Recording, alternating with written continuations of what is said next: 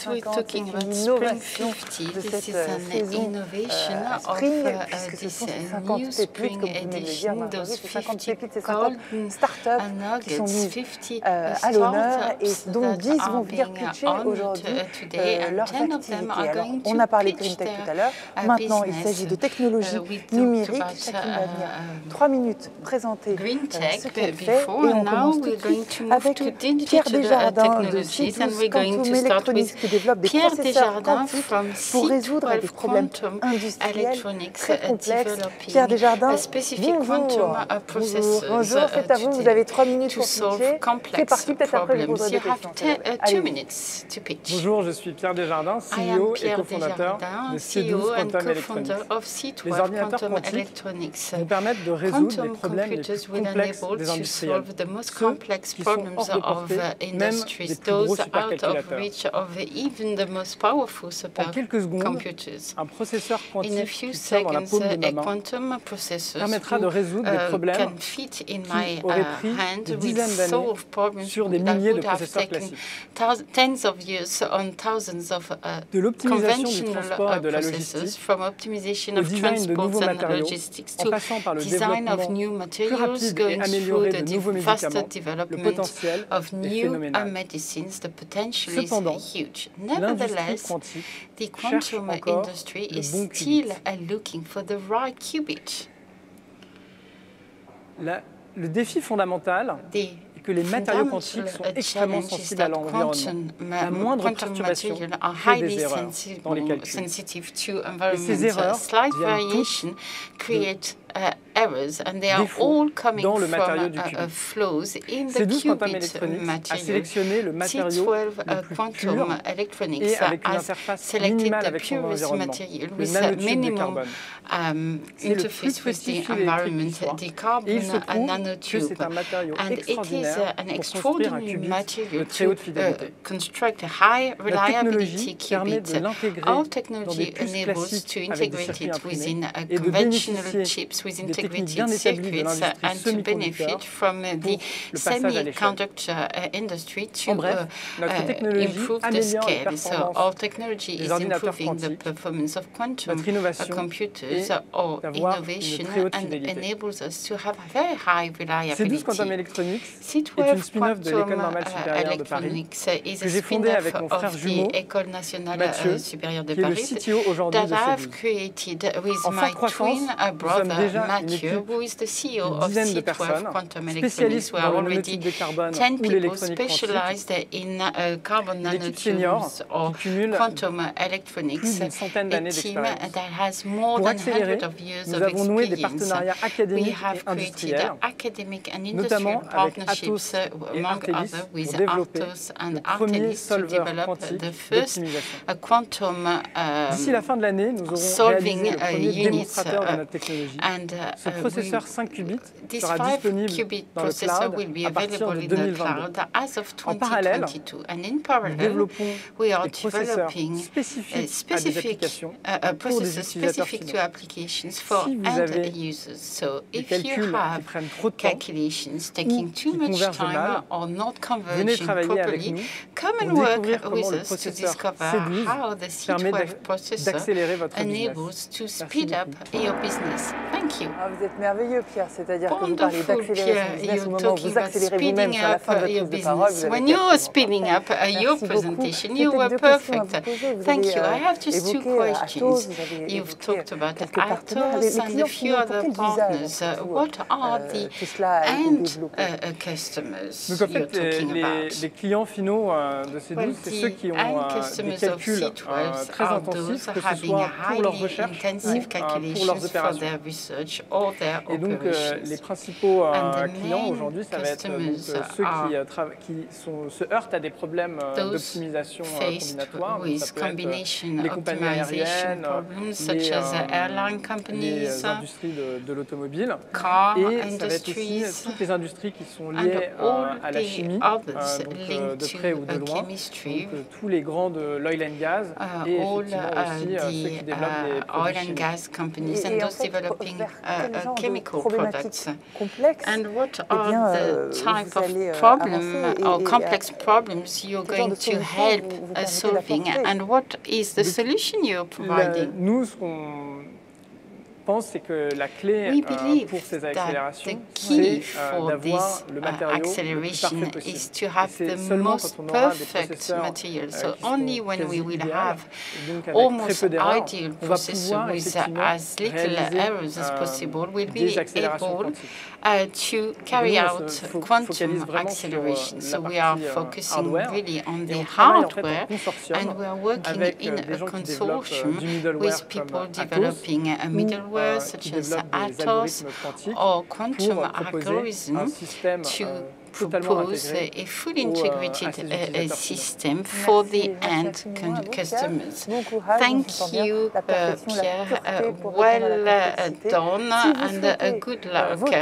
If you want to vote for this startup, do not hesitate to do so now. And a new startup now. Thank you, Pierre. Good luck. And now we are going to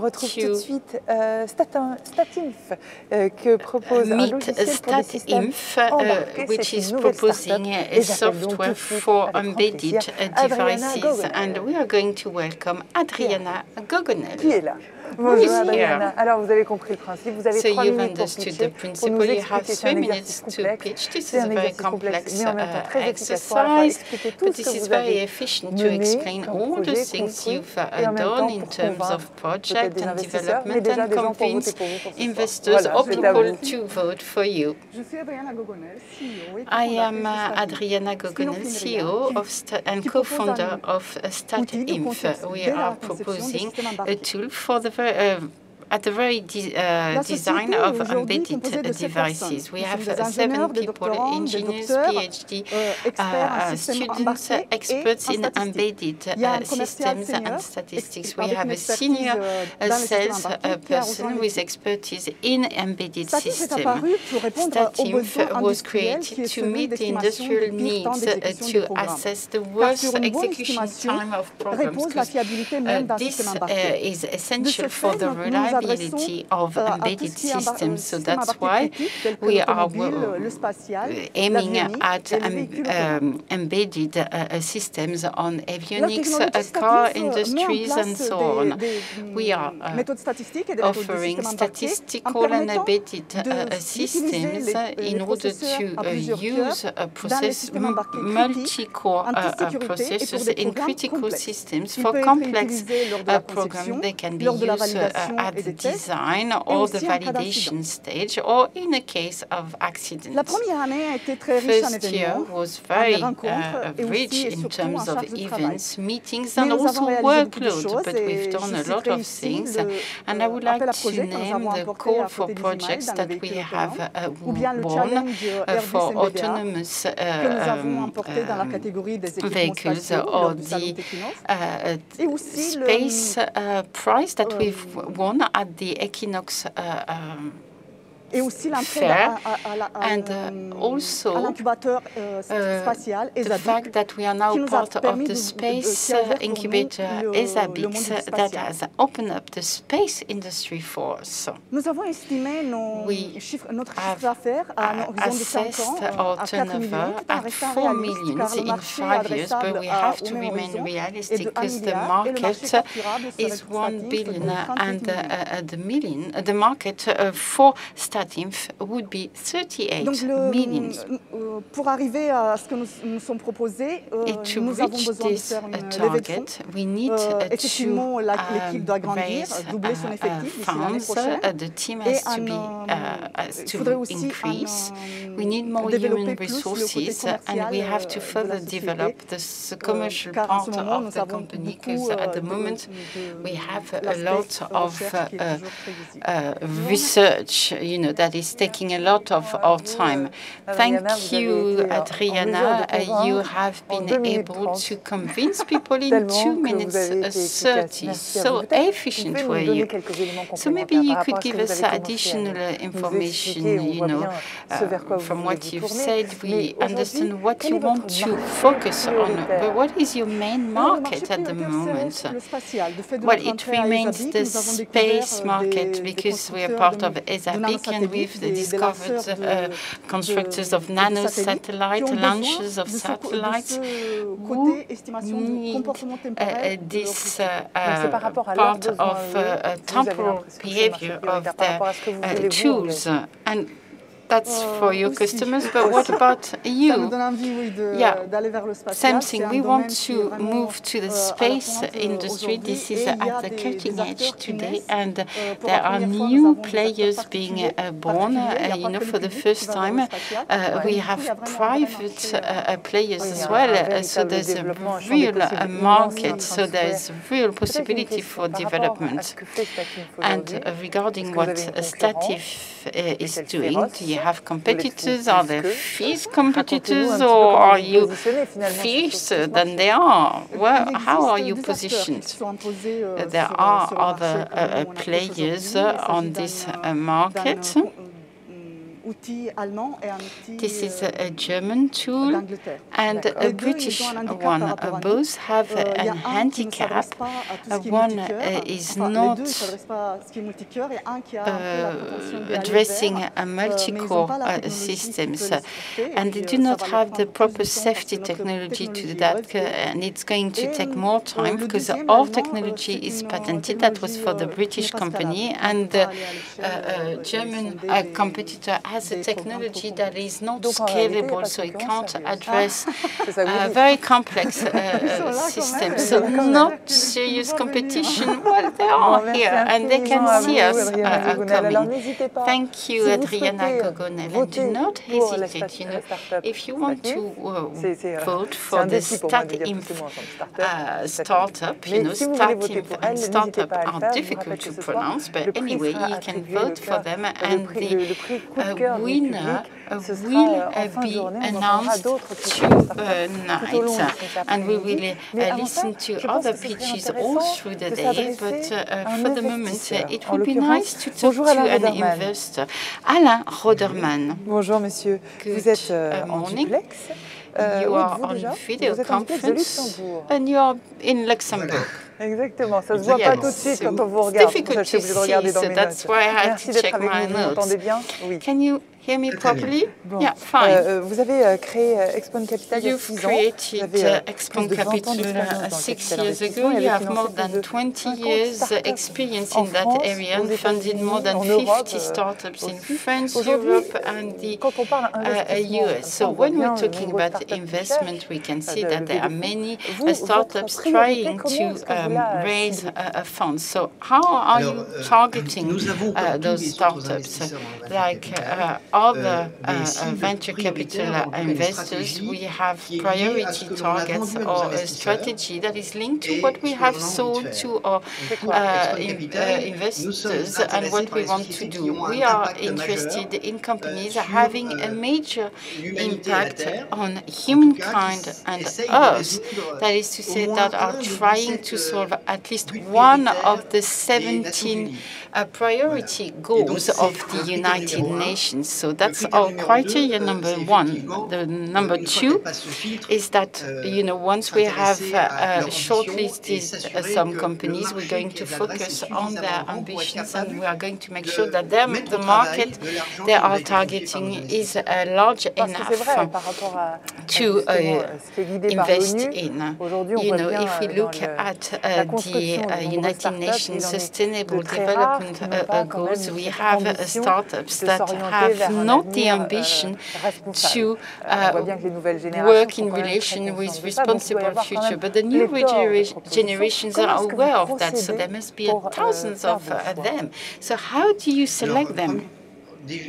Donc déjà, nous récoltons, nous rassemblons so, first of all, we are collecting all the proposals. You know, we are looking at them, and we get about 50 years, and we have 7 or 8 rounds per year. So we have a high selection rate, and we have this initial analysis to make sure that there's a fit with our strategy, and then we will go more in depth, you know, with interviews, meetings, market analysis, enabling us to validate the interest of that specific investment. And the financial interest for a venture capitalist is to have a sufficient return on investment in case of a success to offset for the losses of the companies that can't do what they wanted to do.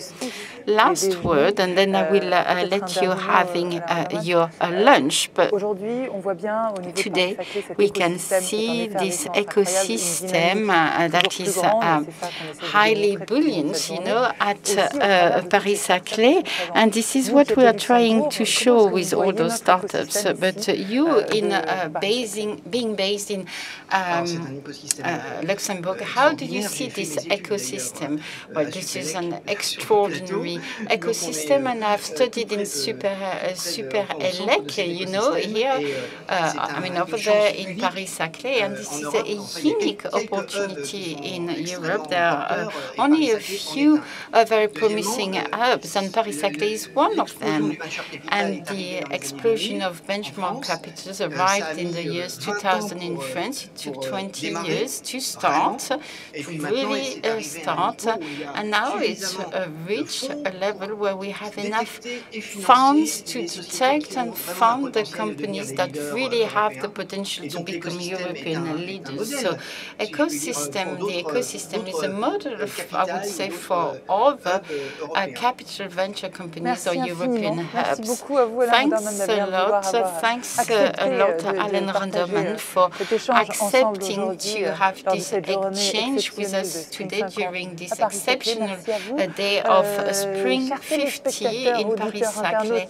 Dear viewers, we've been with us since this morning, and we have a lot of people connected. Well, we will meet again at 2 p.m. enough time to have a lunch, to continue with a very rich program and to meet other players to feed in this Paris-Saclay ecosystem.